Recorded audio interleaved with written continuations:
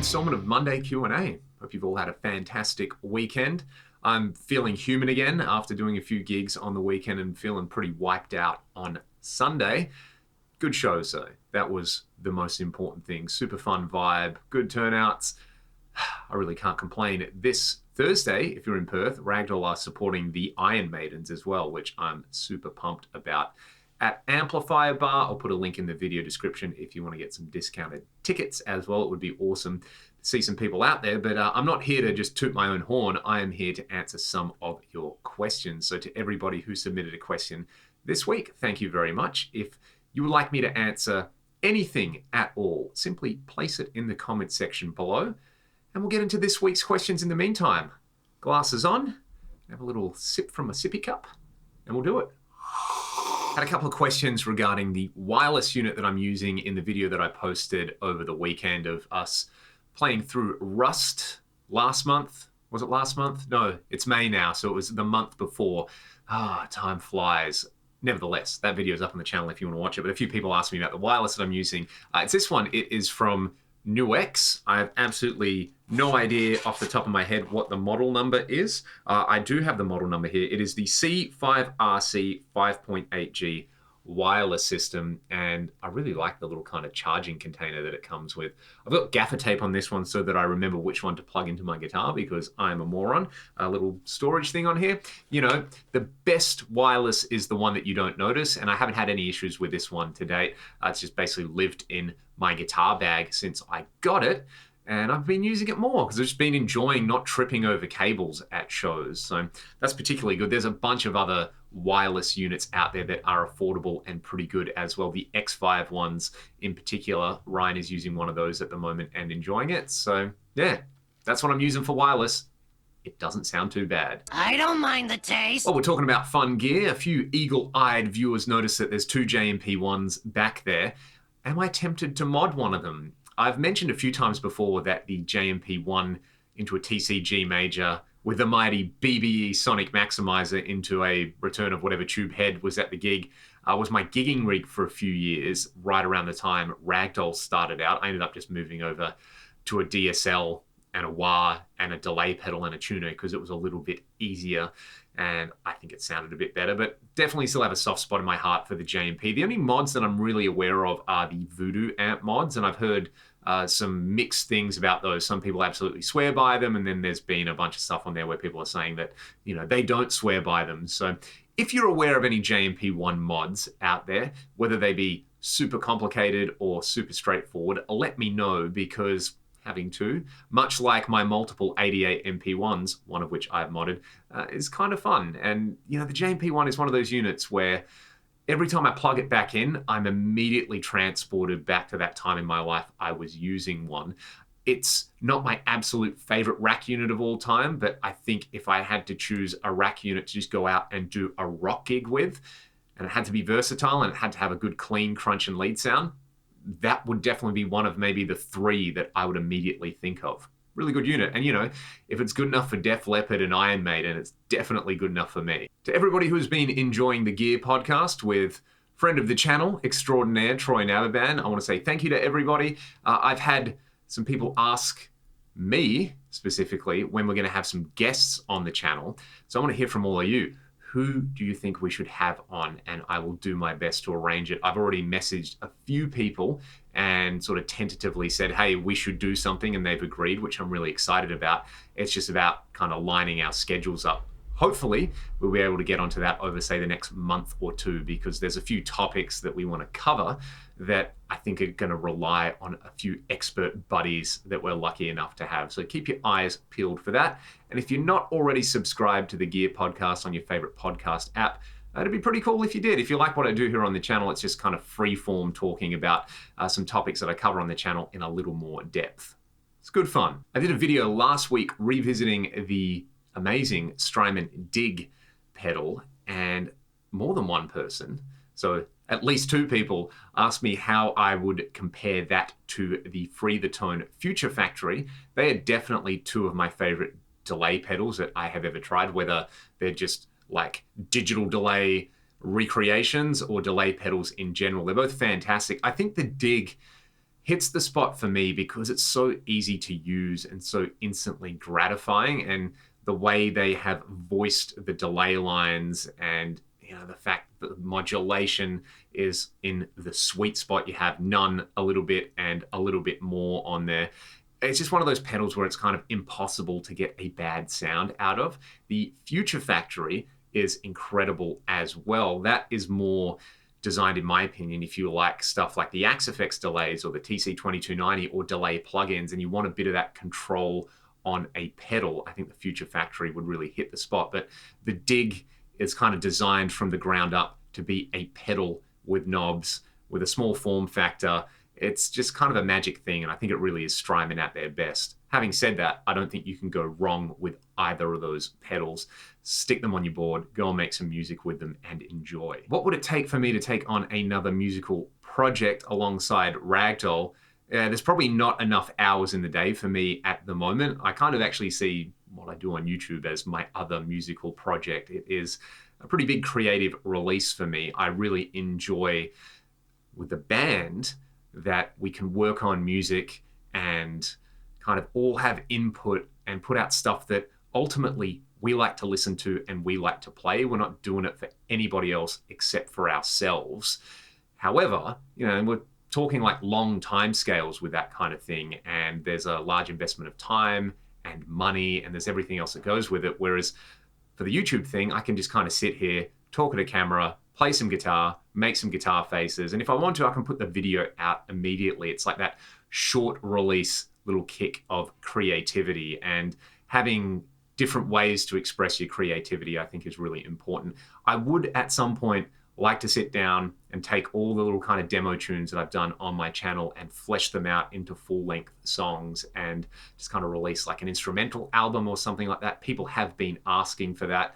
My main hesitation with that is, while I appreciate instrumental music, and a lot of instrumental music has been instrumental in my development, I kind of just prefer vocal music, and I love Ryan's voice, and I love working with the trio format, and it's playing music with your mates. It's kind of hard to beat. Whereas getting the, I'm not going to say the drive or motivation, because I feel like I am pretty driven and self-motivated. It's more the kind of thing where it's like, I have to want to listen to it first. That's the most important thing. So I think at some point I will sit down and, flesh out a little solo album or something like that. Otherwise, it would have to be a situation where I think, one of my favorite artists said, "Hey, Leon, we've got this album and this tour coming up.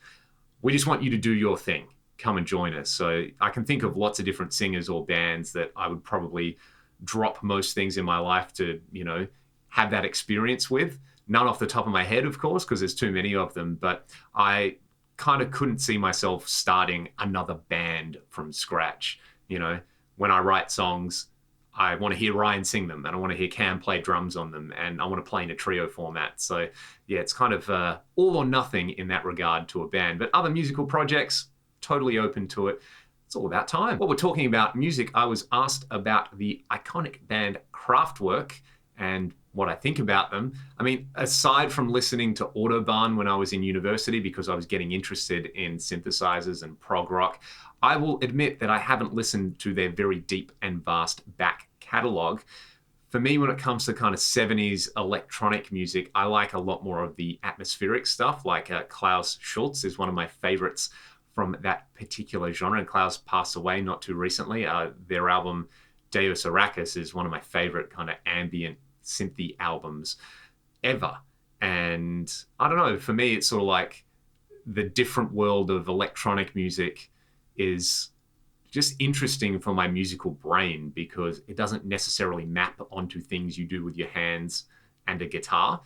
And learning to appreciate that music for what it is, I think, was really important in my musical development, where I think probably like a lot of people, for the first 5-10 years I played guitar, I just wanted to listen to guitar music because it had guitar, and I was missing out on this entire universe of awesome sounds.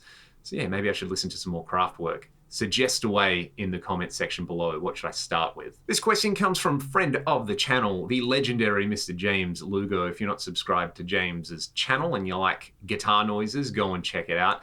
James is also a phenomenal vocal instructor. definitely check their stuff out if you want to learn how to sing. So it's kind of spun out that I'm answering this question from James. James has a pair of Eventide H9s on his board, and he wanted to know two H9s or an H90.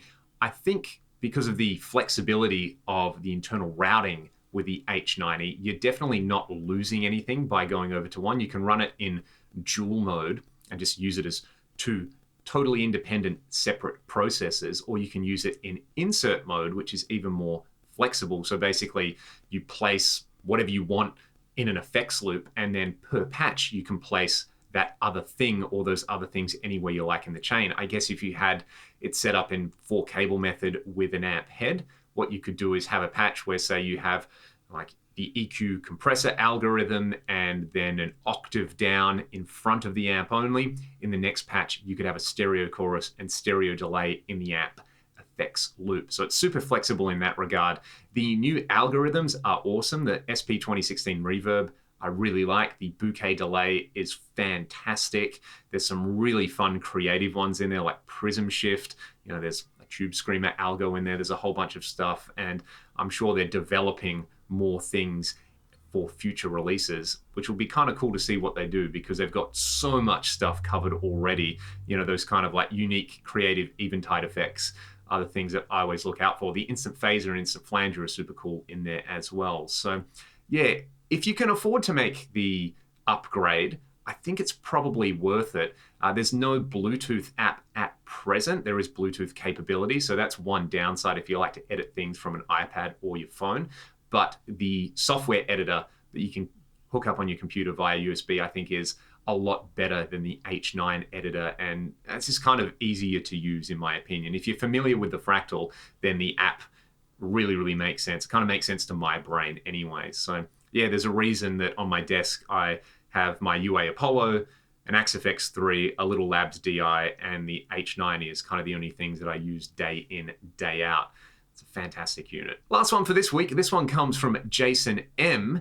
I'm going to paraphrase this question, but basically Jason saw me in public at a gig a week or two ago and wanted to come up and say hi, but decided not to because I was talking to some other people. How do I feel about people from the internet recognizing me in real life? I mean, the internet is kind of real life now as well, isn't it? So I'm always flattered and humbled when people come up to me in public and say they enjoy the channel, or they recognize me from the band, or you know, they've watched a Fractal tutorial or a pedal review, or my weekly Q&A videos, or they're in the Discord server, or they listen to the podcast.